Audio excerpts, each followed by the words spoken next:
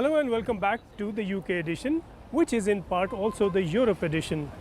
We are in Nice this week and we are looking at the tragic fallout of that terrible attack.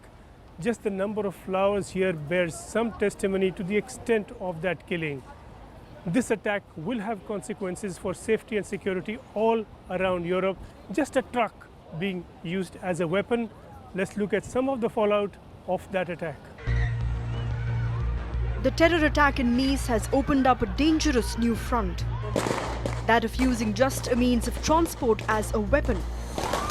A truck became a weapon in Nice, just as aircraft became weapons in New York and Washington. With such dangers arising, new questions have arisen over whether cooperation over security would be served better with Britain within the European Union rather than outside of it. A large body of these terrorists are international terrorists. They operate throughout the Middle East. They include India, they include Europe. They don't recognize borders, and therefore anything that makes cooperation between the democracies, between the law-abiding countries to fight terrorism, anything that makes that cooperation more difficult is not in anyone's interest. The terrorists benefit and the law-abiding citizens are more exposed to risk. So I think from that point of view, the European Union is developing at the moment some fairly sophisticated ways of sharing information, of dealing with suspect terrorists. Britain has strong cooperation on its own with the US and several other countries. But there are doubts how far that kind of cooperation outside of the EU could help fight the terror at home and around, particularly by way of intelligence sharing. From the intelligence point of view, Britain traditionally has had a very close intelligence sharing relationship with the United States, Australia, Canada, New Zealand. That will continue. But of course, it's not in Australia or Canada where the terrorism threat exists. The terrorism threat exists in the Middle East, but also in Paris and Brussels, perhaps in London we've had terrorist attacks. So the priority for the next few years has to be the closest cooperation between the European countries. With Sanjay Suri in London, this is LV Ilyas for News 18. Now, terror knows no boundaries, and the determination to fight terror knows no boundaries either.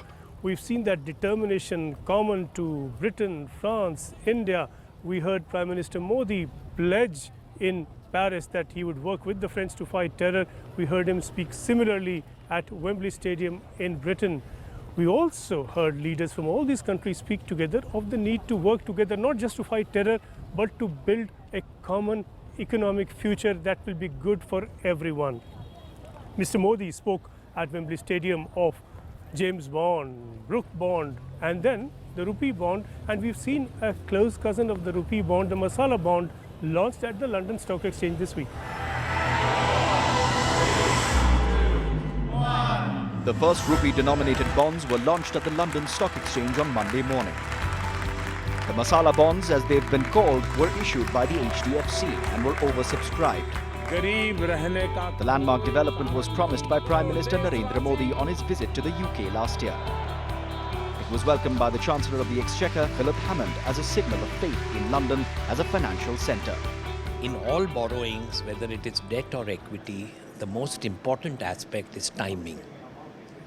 As interest rates go up abroad, attraction of these bonds will come down. Today, US Fed is talking about raising their interest rates in the last quarter. And as US interest rates go up, Indian interest rates are coming down. So the attractiveness of the bonds are only there when there is a large difference between the domestic rate and the international rate. As interest rates abroad increase, then the attractiveness comes down. So you have to time it properly, and therefore our timing when there's maximum liquidity in the market, when global interest rates are negative or near zero, and there is ample liquidity in the system, and India needs money, India needs resources. So we timed it accordingly, and we are delighted that we could list ourselves today. I think it's a landmark event for Indian finance, a landmark event for London Stock Exchange. It's the first ever Indian rupee denominated bond anywhere in the world by an Indian corporate, and we're very proud that London Stock Exchange has been chosen as the partner of choice. We're a stock exchange over 300 years old, very deep international markets reach to investors right around the world, and we really hope that through this issuance we can help connect the investors from around the world through to Indian issuers, where we're expecting infrastructure investment needs of around $1.5 trillion in the next few years. The bond series launched by Prime Minister Modi at Wembley Stadium last year, beginning, as he said, with James Bond, all the way through Brooke Bond and then to the Rupee Bond, finally finds fruition at the London Stock Exchange now. We have the launch of the Masala Bonds by HDFC. These bonds promise better yields and with promise of less vulnerability to currency fluctuations. It is everyone's hope that, like the original bond who started this all, these will prove invincible and go places. In London, Sanjay, Suri. Well, staying on in London for a bit, on this show we do look out for the exceptional and the remarkable to share. But let's take a change from that. Let's just find a chap for a chat. We bumped into round the corner, an unremarkable sort of chap, though we've heard some rumors that he spent some years hitting a ball with a piece of wood and did so rather successfully. So Sachin, India is looking at a new innings under Kumble. Are you hopeful? Yes, I think Anil is a capable guy, and I've played cricket with Anil for a number of years, for 20 years, so I know exactly how he thinks and how he prepares before a game, because I feel, the preparations are really important. It's just like appearing for your exams. You need to study the whole year. And similarly in cricket also, you need to prepare yourself to be able to deliver in a match. And having spent a lot of time with Anil, I know how he prepared himself. So that is going to reflect on the team as well.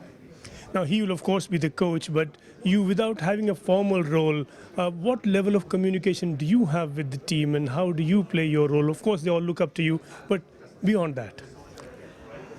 I'm like an elder brother to most of the guys in the team, so I've shared my number with them, and I get a lot of phone calls, and it's always a confidential call because I don't want things to be discussed in public and done things openly, because it is about trust and that confidence that the thing whatever we discuss, that information is not disclosed, and I believe that whatever I'm looking to share with players, if that can help them, then it's wonderful. But having played this sport for nearly 25 years, I've got things to share with them, and they have that confidence and trust in me. It's always nice to share.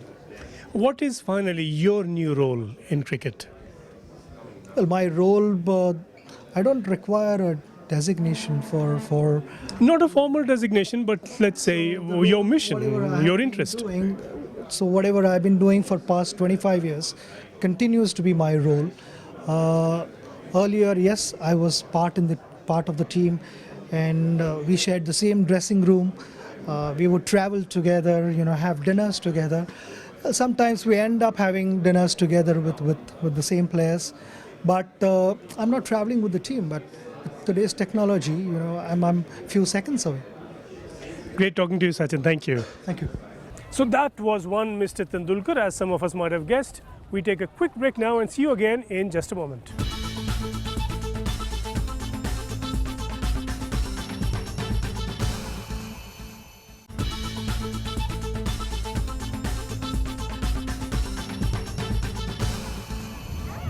Welcome back.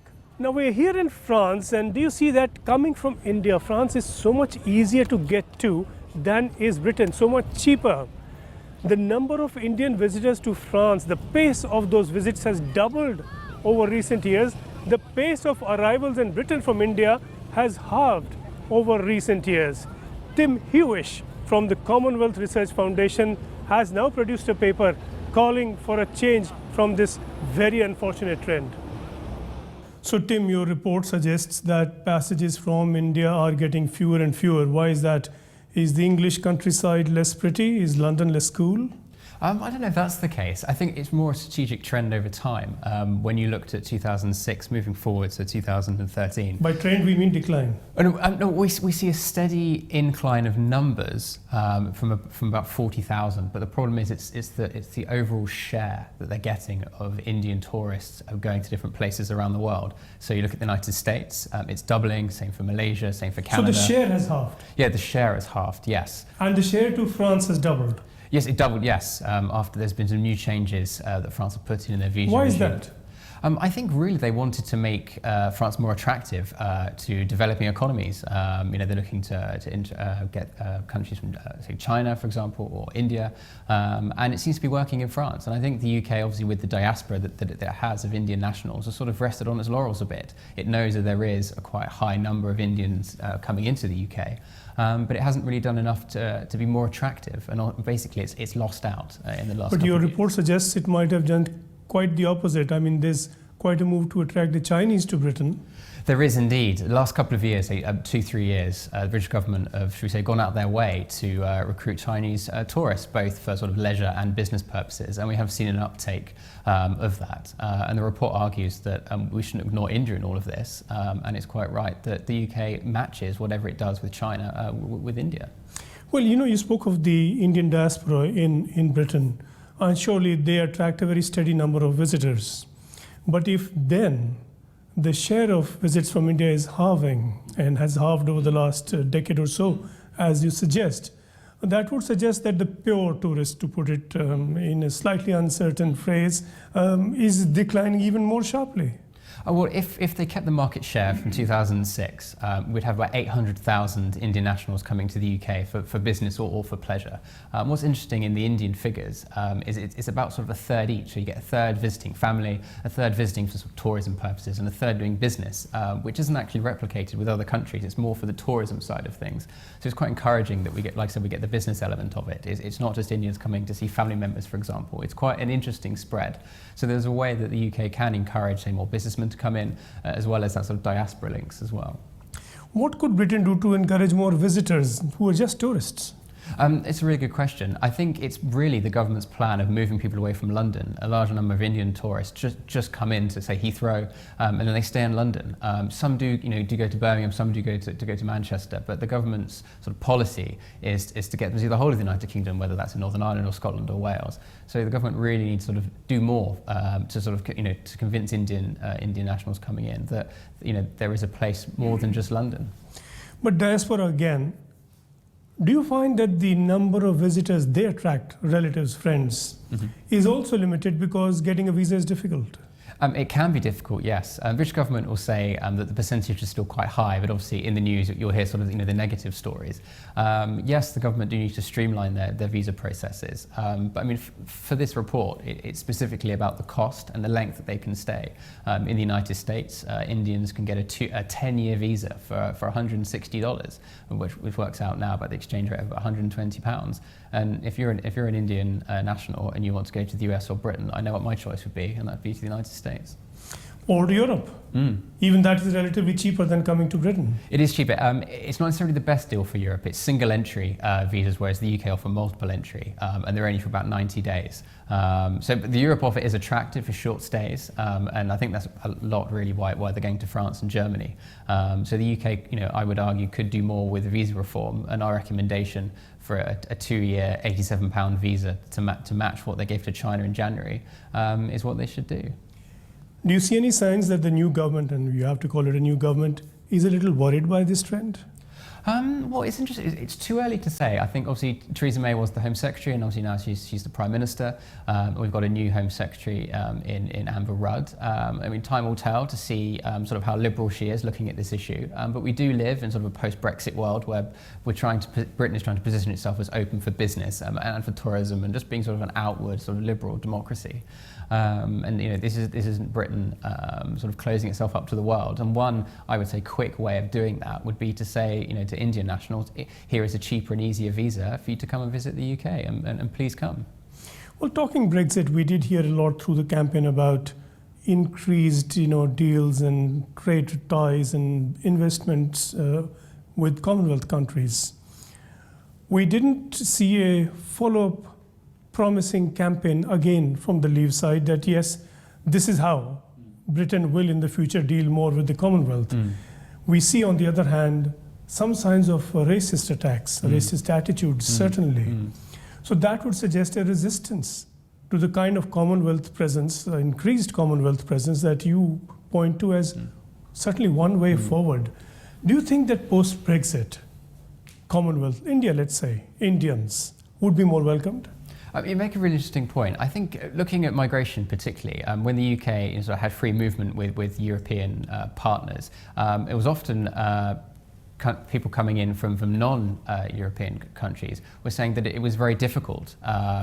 Even, let's say, they got the visa to begin with, and then after 2 years or 5 years they had to go back. So really we saw sort of an unfair system that actually favoured Europeans over Commonwealth citizens. So now that we've almost got a reset, it'd be really interesting to see where Britain does go, and perhaps it is going to have a wholesale visa and migration reform to actually encourage more Commonwealth citizens to come in, as long as obviously they're highly skilled and a good command in English and so on and so forth. So again, very early to tell, but hopefully this is a chance to recast the UK's immigration system to be more favourable, or at least to show equality with European nationals and those from the Commonwealth. Is that what you would like to see, or is that what you think is likely? It's something I would like to see. Obviously there's a lot of hard work. I mean, the first step really is to get this simple ask for the visa change, which is this 2-year visa for £87. But politically, is this country inclined that way? Well, obviously Brexit was a vote, for Britain to sort of leave the European Union, but that wasn't for Britain to sort of leave the world. So you've got to be optimistic about these things. And was it a vote to have the Poles out and the Indians in? I don't think it was that fundamental to put it that way. Really, it's about a fair visa regime, and you have to judge on merit, whatever nationality they're from. And under the previous system, it was considerably easier for someone from the European Union to live and work in the United Kingdom compared to a Commonwealth national. So like I said, hopefully there's a resetting and hopefully a sensible, pragmatic approach to visas coming into the United Kingdom. But this business of visas is so closely tied to business investment. The policy seems to be that, well, it's okay to have money coming in, but not to have people coming in. I mean, it's an interesting point. I mean, I think with this visa the reform that we've argued for, a lot of Indian businessmen and women would go to the Middle East, or they would go to Switzerland to do their deals. They wouldn't come to the UK because it's too difficult to get the visa, or it costs too much, or it's just easier to get it from somewhere else. So there has to be a balance struck, and it's about making Britain's visa regime sort of more enticing and attractive to those individuals. And at present, perhaps we're not doing it as best we could. And here's an opportunity to do so. Well, we see even from the new government already this push to China. The Chancellor is, of course, he's made his priorities quite clear. Do you think that Britain again will be reaching out to the world other than the Commonwealth, a world other than India, as the first place to do business with? I believe so. I mean, obviously we had some remarks from Chinese officials last week, and then I think we've had from South Korea as well, and I believe Latin America, Brazil, most recently at the weekend said something. I mean, Britain is, it's sort of a race, Britain is sort of rejoining, and it's quite far behind, and it needs to sort of up the pace. The concern is being spread too thin, but again, it's incremental sort of reform that has to happen as well. I mean, yes, there's been a wholesale change, but if the UK does go off in all directions, it's going to look scattered. So we're going to have to be targeted in our approach, and that's why we singled out India, because we do think it's a prime target for mutual benefit and prosperity. But you single out India. The government is not singling India out. Well, again, it has only been... Or even prioritizing it. The priority clearly is China. It does look that way when you read the press. But again, we're asking the new government to sort of think again and take stock. And hopefully whatever deal or deals, plural, that it's looking to do with China, it could match with India. And again, both the rising powers, and should be treated with respect on an equal level. And like I said, what's good for China should be good for India, looking at public policy. Is this Commonwealth idea inherently unattractive? Nothing stopped the government as a member of the EU from doing more business with the Commonwealth. It didn't happen. Business leaders say the fundamentals were not in place. The idea itself has not caught on. So what changes now to make India more attractive for business? It's a good point. I really think you've got to disaggregate between sort of official bilateral trade deals and investment deals, which the UK was prohibited from doing while in the European Union. But in terms of trade more generally, as flows between the two countries, both countries are the third largest FDI partners in one another. So trade and also investment does happen. But that is usually and mostly old and traditional. There's not a great deal of new, substantial investment. Again, it depends who you ask. I think this is an opportunity for recasting of the relationship. I do believe that Britain is going to do an awful lot to court India.